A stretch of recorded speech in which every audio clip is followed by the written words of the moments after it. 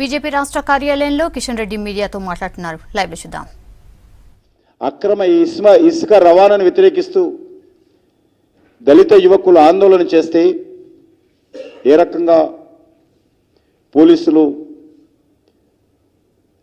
Police నిర్బంధంతో అక్రమ కేసులు పెట్టి ఏ రకంగా వేధించారో తెలుసు. రైతులు ఖమ్మంలో గిట్టుబాటు ధర కోసం ఆందోళన చేస్తే రైతుల చేతులకు సంఖ్యలు వేసి ఖమ్మం సబ్ జైల్లో పెట్టినటువంటి చరిత్ర టీఆర్ఎస్ ప్రభుత్వానికి. ఈరోజు నేను ప్రభుత్వాన్ని కోరుతా ఉన్నాను, విగ్రహాన్ని కూల్చేత విషయంలో కానీ, ఎర్రవెల్లిలో విగ్రహాన్ని తొలగించే విషయంలో కానీ, అంబేద్కర్ జయంతి రోజు ముఖ్యమంత్రి గారు ఆ జయంతి ఉత్సవంలో పాల్గొనకపోవడం కానీ, తెలంగాణ ప్రజలకు ముఖ్యమంత్రి గారు బహిరంగ క్షమాపణ చెప్పాల్సినటువంటి అవసరం ఉంది అని చెప్పి నేను ఈ సందర్భంగా భావిస్తున్నాను. అంబేద్కర్ ఒక దళిత నాయకుడే కాదు, దేశ స్వాతంత్ర ఉద్యమంలో పాల్గొన్నటువంటి వ్యక్తి, రాజ్యాంగాన్ని రూపకల్పన చేసి జాతికి ఇచ్చినటువంటి మహానుభావుడు. ఆ రాజ్యాంగం ప్రకారమే మీరు ముఖ్యమంత్రి అయ్యారు, మనమందరం రాజకీయాల్లో కొనసాగుతున్నాము, ప్రజాప్రతినిధులుగా ఉన్నామన్న విషయాన్ని ప్రతి ఒక్కరం కూడా గుర్తుపెట్టుకోవాల్సినటువంటి అవసరం ఉంది.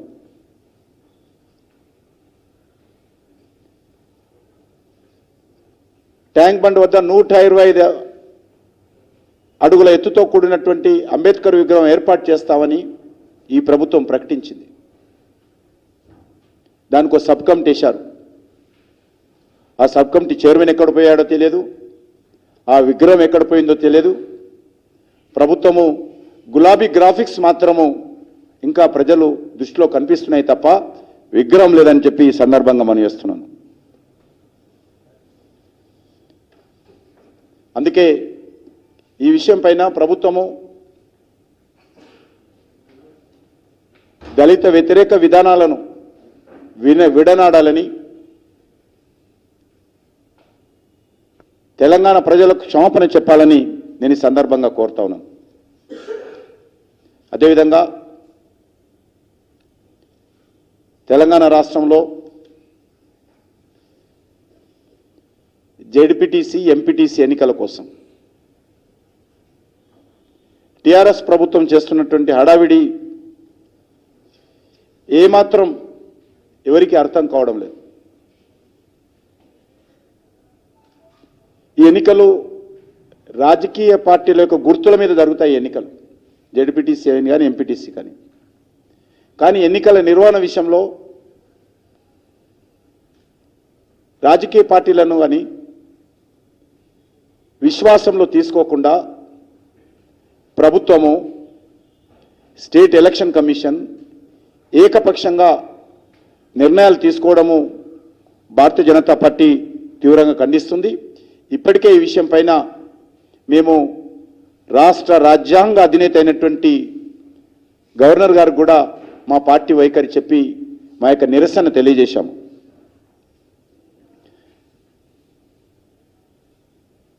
ఎప్పుడు స్థానిక సంస్థల ఎన్నికలు జరిగినా ఎన్నికలకు ముందు అన్ని రాజకీయ పార్టీల సమావేశాలు నిర్వహించి రాజకీయ పార్టీల అభిప్రాయాలు తీసుకొని ప్రభుత్వము చివరకు ఒక నిర్ణయం చేసి ఆ నిర్ణయం ప్రకారము ఎన్నికలు నిర్వహించేటువంటి సాంప్రదాయము గత అనేక సంవత్సరాలుగా ఈ దేశంలో, ఈ రాష్ట్రంలో కొనసాగుతూ వస్తుంది. కానీ ప్రభుత్వము అసలు ఈ రాష్ట్రంలో రాజకీయ పార్టీలు ఉండొద్దు, ప్రతిపక్షం ఉండొద్దు, మేమే ఉండాలి, మా కుటుంబమే పరిపాలించాలి, మాదే పెత్తనం ఇది, మేము ఒక్కరమే తెలంగాణ కోసం పోరాటం చేశాము అనేటువంటి ఆలోచన, నియంతృత్వపు ఆలోచనతో ఈ ప్రభుత్వం పనిచేస్తూ ఉంది. ఆధారబాధరగా ఎంపీటీసీ, జెడ్పీటీసీ ఎన్నికలు ఎవరి కోసం నిర్వహిస్తున్నారో ఈ ప్రభుత్వం చెప్పాల్సినటువంటి అవసరం ఉంది. ఒక దిక్కు దేశంలో లోక్సభ ఎన్నికలకు సంబంధించి ప్రజలందరూగా దృష్టి అంతా కూడా లోక్సభ ఎన్నికల పైన ఉన్నప్పుడు రాజకీయ పార్టీల దృష్టి అంతా కూడా సీరియస్గా లోక్సభ ఎన్నికల మీద చర్చిస్తున్నప్పుడు ఈరోజు ప్రజలకు పట్టనటువంటి ఈ యొక్క జెడ్పీటీసీ ఎంపీటీసీ ఎన్నికలు ఎవరి కోసం నిర్వహిస్తున్నారు, ఎందుకు తొందరపడుతున్నారో ఈరోజు ఏమాత్రం అర్థం కావడం లేదు. నేను ఒకటే అడుగుతా ఉన్నాను, జెడ్పీటీసీ ఎంపీటీసీ ఎన్నికల తర్వాత ఈ సభ్యులతో కానీ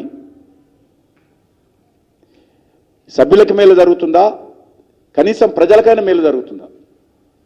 జెడ్పీటీసీ ఎంపీటీసీలు ఎవరికి ఉపయోగపడతారు? వాళ్ళు గ్రామీణ ప్రజలకు ఏమైనా ఉపయోగపడతారా? అంటే వాళ్ళకి ఏం అధికారం లేవు. వాళ్ళ సొంతానికైనా ఉపయోగపడతారా? అది అవకాశం లేదు. దో దిన్ కా సుల్తాన్లు వేరు, దో దిన్ కా సుల్తాన్లు. ఒకటి మండల ప్రజా పరిషత్ అధ్యక్షుని ఎన్నిక రోజు మాత్రమే ఉపయోగపడతారు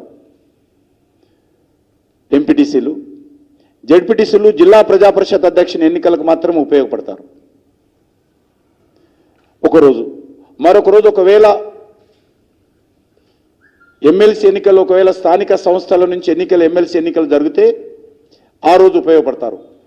ఈ జెడ్పీటీసీలు ఎంపీటీసీలు దో దిన్ కా సుల్తాన్లు మాత్రమే. అంతకు మించి ఏ మాత్రం ప్రజలకు ఉపయోగపడినటువంటి, ఎవరికి మేలు జరగనటువంటి ఈ పదవుల ఎన్నికల తతంగం కోసము ఎందుకు ఈ ప్రభుత్వము ఆదరబాదరగా ఎన్నికలు నిర్వహిస్తుంది? మధ్యలో కేంద్ర ఎలక్షన్ కమిషన్ పర్మిషన్ తీసుకొని అంత అవసరమా? ఒక దిక్కు ఎన్నికలు జరిగాయి, లోక్సభ ఎన్నికలు. దేశ భవిష్యత్ అంతా కూడా మన రాష్ట్రానికి సంబంధించినంత వరకు బ్యాలెట్ బాక్స్లో మరి ఈరోజు ఉన్నప్పుడు మరి మధ్యలో ఈ ఎన్నికలు నిర్వహించాల్సినటువంటి అవసరం ఏముందో ప్రభుత్వం చెప్పాల్సినటువంటి అవసరం ఉంది. ఇది కూడా ఇంత తొందరపడి ప్రతిపక్షాలకు తెలియకుండా, రాజకీయ పక్షాలకు తెలియకుండా ఎన్నికలు నిర్వహిస్తే కనీసం ఎన్నికలు ప్రకటిస్తామంటే ఫలితాలు కూడా ప్రకటించకూడదని ఎలక్షన్ కమిషన్ చెప్పింది. ఒక దిక్కు ఎలక్షన్ కమిషన్ ఎన్నికల ఫలితాలు ప్రకటించకూడదని చెప్పిన తర్వాత మరి ఇప్పుడు ఎన్నికలు నిర్వహించి ఏం సాధిస్తారని నేను ముఖ్యమంత్రి గారిని